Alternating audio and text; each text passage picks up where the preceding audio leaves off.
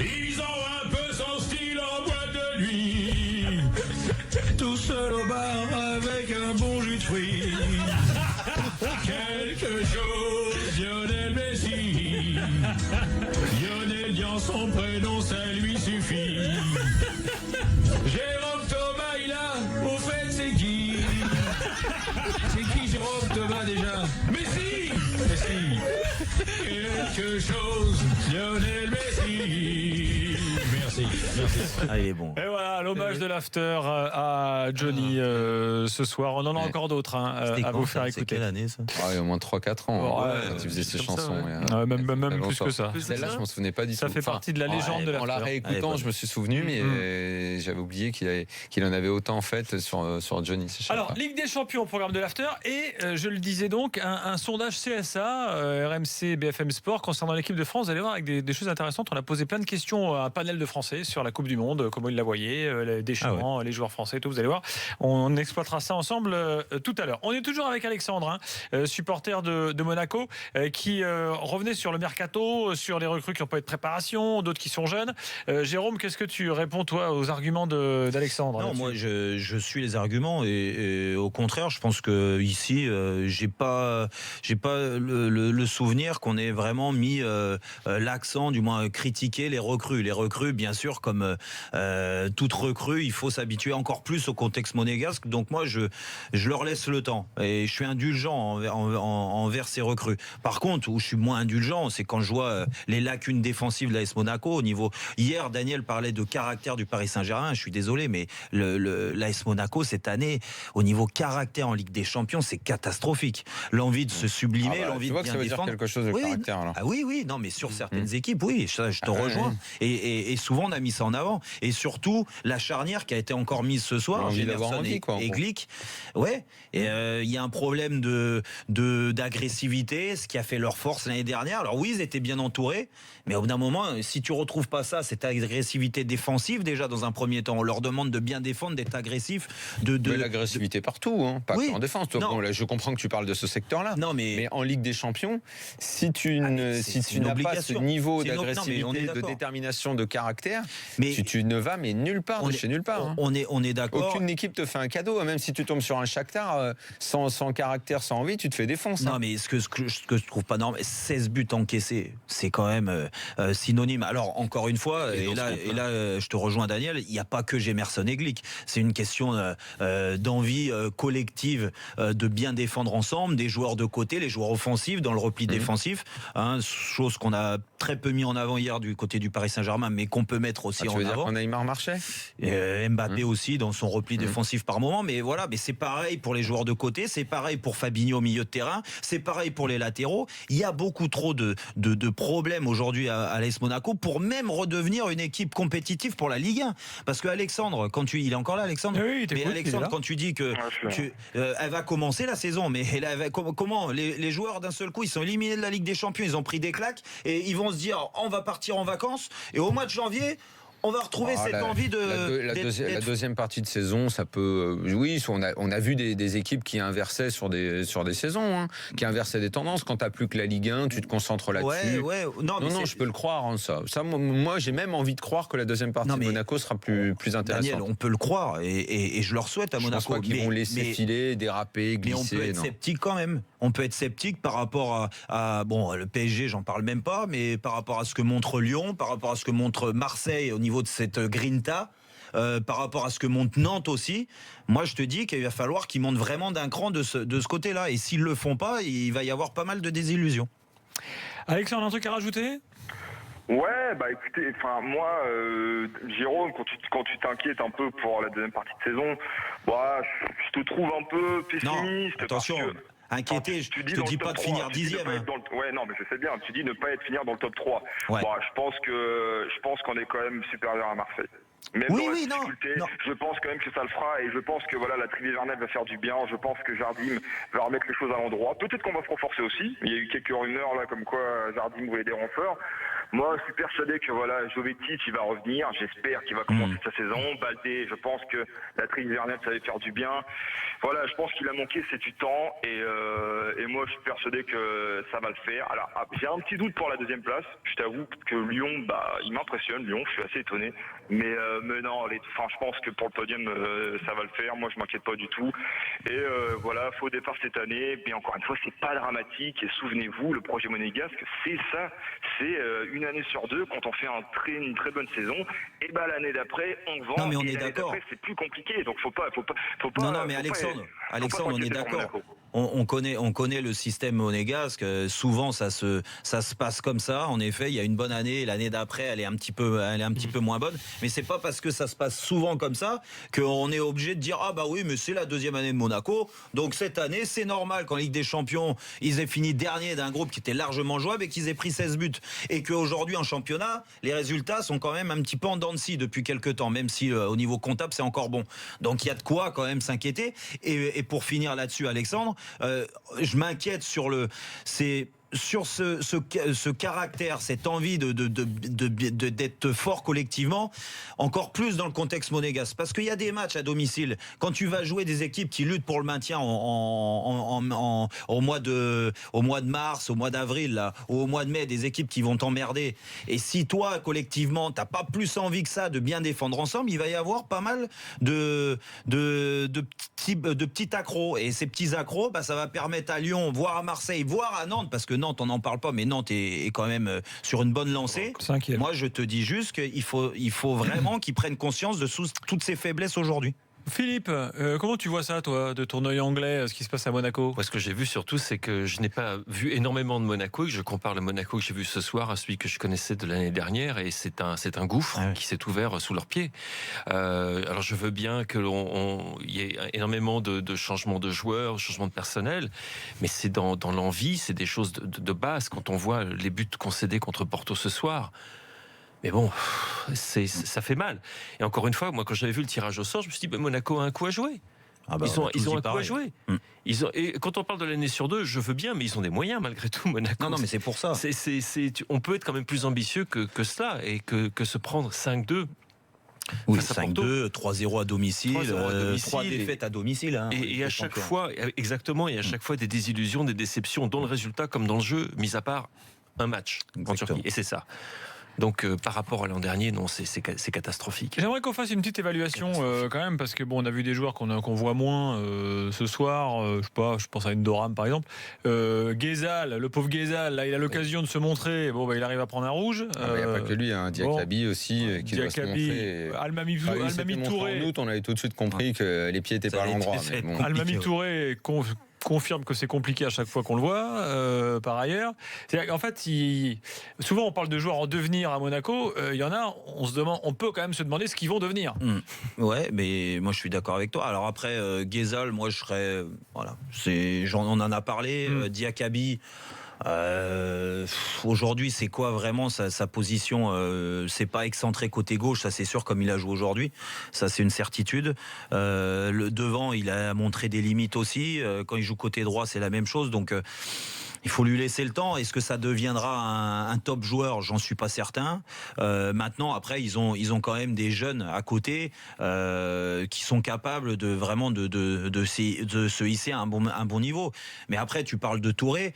Touré, c'est pas la même expérience qu'un Glick et Gemerson, parce que l'année dernière, c'était pas un titulaire indiscutable, mais il a joué pas mal de matchs. Aujourd'hui, le Touré qu'on voit, c'est pas le joueur qui est important pour l'AS Monaco et qui va permettre de retrouver une solidité. Non, là, Touré, il a un niveau d'un club moyen de Ligue 1 actuellement, et pas le niveau d'un joueur de l'AS Monaco qui joue le haut du tableau. Et Moutinho aussi, on peut en parler, on peut y aller si tu veux. Ouais. Il y a certains supporters. Je voulais pas te relancer sur Moutinho. Il y a certains supporters de l'OL un peu parano, ils le sont souvent, qui disent mais vous trouvez toujours des choses qui ressemblent à des excuses pour les Monégasques, vous trouvez des explications, alors que quand Lyon ne sort pas d'une phase de poule, vous êtes bien plus sévère. Mais je ne comprends pas comment ils font pour ne pas comprendre que justement on est vachement plus exigeant avec Lyon, parce que c'est pas du tout le même genre de club, parce que c'est pas le même genre de projet, parce que de Lyon on attend quelque chose, de Monaco c'est toujours une surprise. Monaco c'est une surprise l'année dernière, comme c'était une surprise l'année de Jérôme, parce que c'est quelque chose, on sait Monaco est toujours un épiphénomène, et puis parce qu'on sait aussi que le modèle économique de ce club fait que une année en fonction du bon recrutement, du temps qu'on a laissé un peu à l'entraîneur pour travailler, ça peut marcher. Et puis qu'après, on sait très bien qu'ils vont vendre, ils sont capables de vendre la moitié de l'équipe. C'est pas du tout ça. Enfin, évidemment qu'il y a 2 poids 2 mesures, évidemment qu'il y a toujours différentes façons d'analyser les choses et que les exigences ne sont pas les mêmes en fonction des clubs. Et c'est pour ça que un PSG qui ne serait pas sorti des poules, mais c'est pas sévère qu'on aurait été. C'était mitraillette, c'était tout ce que tu veux. Enfin, on parle de foot, hein, mais dans le nombre de critiques qui... D'ailleurs, il suffit de voir ce que ça a donné juste pour une défaite au Bayern. Ce qui, si tu le prends dans l'absolu, perdre au Bayern, c'est pas grave de perdre au Bayern. Mais perdre au Bayern dans ces conditions-là, après avoir livré une telle prestation et avoir cartonné tous les petits et t'écrouler au moindre gros qui se présente face à toi, oui, évidemment qu'on est extrêmement exigeant avec le PSG. C'est toujours pareil. Je comprends pas cette volonté de traitement, mais c'est la maladie de ce pays, je pense, c'est l'égalitarisme. Daniel, de vouloir qu'on traite tout de la même façon, alors que ça n'est pas le cas. Il y a juste ça à ne écouter, peut pas être le cas. moi, j'ai pas eu l'impression d'être Lyon, l'anomalie ce soir. Non, mais Lyon, l'anomalie, c'est qu'il n'y soit pas en Ligue des Champions. En fait, qu'est-ce qui t'a donné envie de parler de Lyon là? Mais parce que qu'il a pris des réflexions. Commentaires sur Lyon, vous êtes trop dur et tout. Mais non, mais Lyon, c'est normal qu'on soit exigeant avec cette sur équipe. les réseaux et ça Lyon, je me disais qu'il n'écoutait pas ce qu'on disait, tu vois. Lyon, ce qu'on veut. Il était concentré sur autre chose. Lyon, ce qu'on veut, c'est c'est que dit, c'est ce qu'on vient de dire, Daniel. Pas du Monaco. tout. Lyon, ce qu'on veut, c'est qu'il soit deuxième, qu'il soit en Ligue des Champions. Mais non, mais parce que quand je vois Monaco ce soir, moi je veux bien, l'année dernière c'était formidable. Mais ok, cette année ils se ramassent. Est-ce qu'ils vont revenir en Ligue des Champions? C'est pas normal qu'ils se ramassent comme ça. Voilà. Nous, on peut pas leur trouver des excuses. Nous, ce qu'on veut, c'est que tous les ans, tu aies des équipes récurrentes, qu'elles sortent des poules. Eh oui. Et qu'on avance, parce que sinon notre football n'avancera jamais. Ça n'avancera jamais. Si on est sans arrêt dans des perpétuelles reconstructions, alors de Monaco, on peut l'accepter parce que c'est un modèle économique différent, puis c'est un club où il n'y a pas de bassin de population, t'as pas un public, des gens qui viennent régulièrement et tout. Mais de Lyon, qui a un stade de 60 000, là, on attend le réveil maintenant. On attend qu'ils reviennent en Ligue des Champions et qu'ils se fassent pas taper comme ils se sont fait taper les 2 dernières fois qu'on les a vus là-dedans. C'est tout. D'où la sévérité différente. Sur Monaco, voilà. Avançons, les gars. En fait, c'est un point positif. C'est certains ne comprennent pas que ces critiques sont en fait au fond la volonté de voir la chose positivement. Ouais, David Lorto nous attend. D'abord Jérôme, vas-y. Non, mais moi pour finir, où là je suis pas d'accord avec Daniel, c'est sur Monaco. Toi tu dis il y a pas énormément de supporters, il y a pas c'est pas une grande ville. Oui, mais c'est une place forte dans le championnat de France. Oui, mais Monaco, on attend. Je pense qu'ils n'ont pas vocation à l'être du fait d'une structure économique particulière. Voilà, c'est tout. Alors que de Lyon et de Marseille, franchement, je n'attends qu'une chose, c'est qu'ils soient podium tous les ans et Ligue des Champions alors, tous les ans. Ils ont beaucoup vendu Monaco, mais quand tu vois l'investissement aussi aujourd'hui de racheter des jeunes joueurs et des joueurs de talent pour exister, c'est un échec cette année. C'est un échec. Qui va te dire le contraire? Donc, oui. Mais parce que toi, en fait, tu vois pas Monaco sur la même lignée que Marseille, je serais toujours beaucoup plus exigeant avec Lyon et Marseille qu'avec Monaco. Pour moi, Monaco, quand ça tourne bien, c'est une sympathique surprise. C'est bien, c'est chouette, c'est bien. Mais Monaco se doit tourner parce que c'est une place importante dans le championnat de France. Mais ils sont pas là pour ça. Bah si, Daniel. Pas en premier. Allez les gars, s'il vous plaît. Pas en premier maintenant. David Lorto est là. David, bonsoir. Allô Freunde, salut messieurs. Alors, on voulait t'avoir pour... Bravo, les Allemands, bravo. Les Allemands, bravo. Leipzig, Leipzig avait une mini-chance, mais ils l'ont pas prise. Dortmund non plus. Parlons de Leipzig d'abord. Qu'est-ce qu'on dit en Allemagne sur l'Europa League pour Leipzig? Alors, c'est la continuité de ce qu'on a vécu depuis le début de cette campagne de Ligue des Champions, c'est-à-dire que on est simplement, et ça n'est pas qu'un discours de façade, on est content d'apprendre à Leipzig parce que le public est déjà aux anges de participer à la Bundesliga pour la première fois depuis la saison dernière.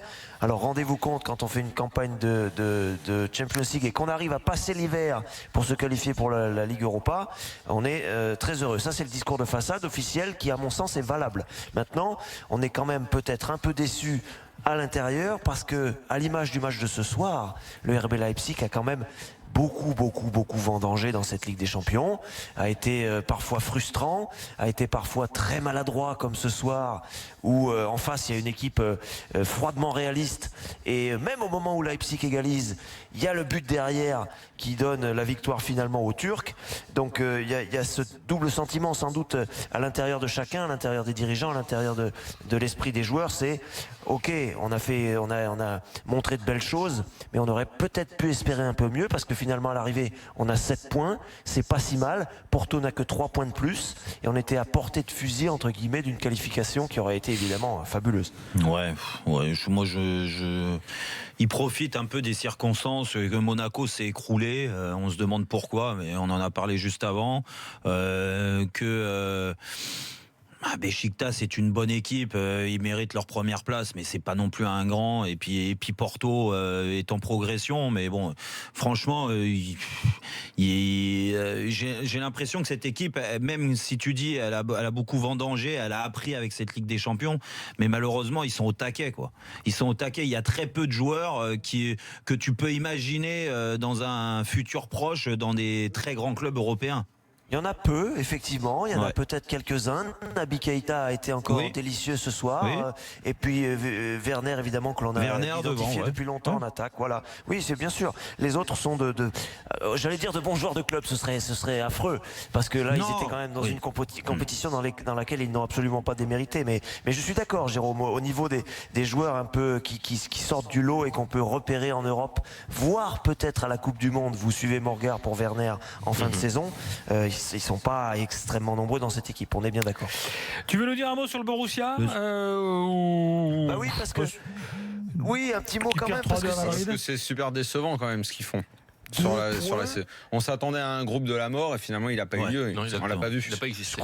Je crois que c'est un record, messieurs, se qualifier en Ligue Europa. Alors c'est une déception évidemment pour Dortmund, mais se qualifier en Ligue Europa avec 2 points en 6 matchs, je crois que c'est inédit, ça n'est jamais arrivé dans la compétition. Ah ouais, non, c'est sûr. Après, la différence de but, elle n'est pas catastrophique. Je crois que c'est 7 buts marqués, 13 buts encaissés, donc ça n'est pas non plus une catastrophe, mais c'est évidemment une grosse déception pour Dortmund. Et encore, quand on voit le 11 de départ ce soir, qui est quand même très alléchant au départ, et puis finalement, on a un Dortmund qui fait de belles choses, mais qui s'écroule en défense rapidement, on l'a vu sur le premier but. Après, vous avez Ronaldo en face, et j'écoutais pas le début de l'émission, mais vous en avez peut-être déjà parlé, et puis Fred Hermel était au stade, donc il témoignera mieux que moi de cela. Mais évidemment, c'est un gâchis.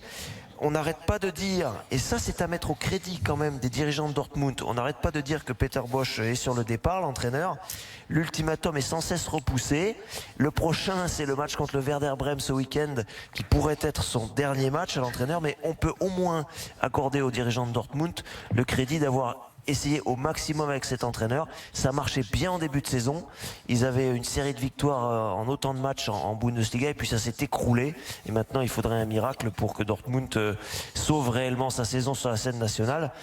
Il y a quand même une petite éclaircie, c'est cette campagne d'Europa League qui se présente avec quelques clubs sympathiques et notamment l'Atlético Madrid. Ça n'a pas manqué d'être mentionné sur les plateaux de télé allemands. Voilà, on se contente de peu. Cette saison est décevante déjà. Je vois pas un Allemand gagner l'Europa League cette année quand même. Cette saison européenne, je termine là-dessus Gilbert, cette saison européenne est décevante d'ores et déjà pour les clubs allemands parce qu'en Europa League aussi il y a eu des déceptions et notamment Offenheim. On espère en tout cas en Allemagne que ce soit aussi, pas je crois, qui est... Oui. Exactement. On espère simplement en Allemagne que ce ne soit pas une tendance qui s'installe et que ça ne soit que le reflet d'une saison. Et c'est un peu le reflet. Oui, David Philippe, là, je suis dans l'antre du démon ce soir. Je suis dans les studios. Non, juste, la question que je me pose, est-ce que en 2 heures. Est-ce qu'on assiste en Allemagne au même débat ou pseudo-débat qui a eu lieu en Angleterre il y a de cela 3-4 ans, quand les gens se sont rendus compte que voilà, on était super contents, comme la Bundesliga est super contente par exemple de ce qu'elle fait économiquement, c'est absolument extraordinaire, et que les résultats par contre en Europe sont un petit peu décevants. Est-ce que l'on fait, est-ce que ce débat a lieu d'être en Allemagne?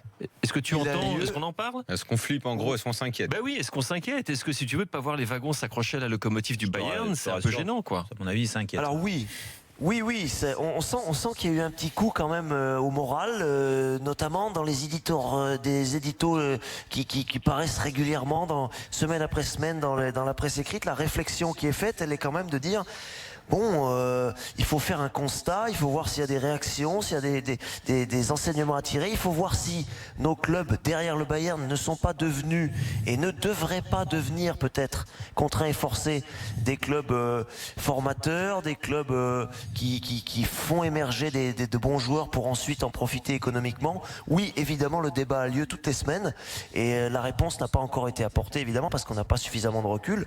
Mais bien sûr, tous ces clubs dont on a parlé ce soir, Dortmund, Hoffenheim, le Hertha Berlin qui a quand même un énorme bassin de population derrière lui, et d'autres comme Leverkusen qui s'est écroulé ces dernières saisons aussi, par exemple.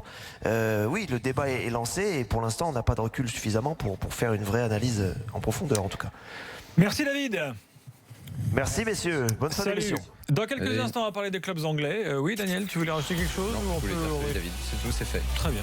Écoute, cette marque de politesse t'honore. Exactement. Jean, par exemple, n'a pas dit salut David, on peut le condamner. Je l'ai écouté. Moi, je ne le jugerai pas pour ça. Très bien, t'as bien raison. 5-2 pour Porto face à Monaco. Monaco dernier de sa poule, bien sûr. Porto qualifié, tout comme Besiktas dans cette poule qui gagne à Leipzig 2-1. Je vous donne les autres scores rapidement si vous ne les avez pas. Si vous nous rejoignez à 23h23 dans l'after. Liverpool bat Spartak 7-0. Maribor Séville 1 partout. Feyenoord bat Naples 2-1. Le Shakhtar bat City 2-1. Le Real bat le Borussia 3-2. Tottenham bat la Poel 3-0. On se retrouve dans quelques instants dans l'after. Tiens, ça me permet de vous signaler qu'à partir de demain, RMC est au RMC Sport Games à partir de 16h. Mais oui, Team Dugas, Vincent Moscato, le Super Football Show à Val d'Isère à partir de demain soir. Donc voilà. Mais l'after demain reste encore ici pour l'Europa League et après l'after sera aussi à la montagne. Allez, à tout de suite dans l'after.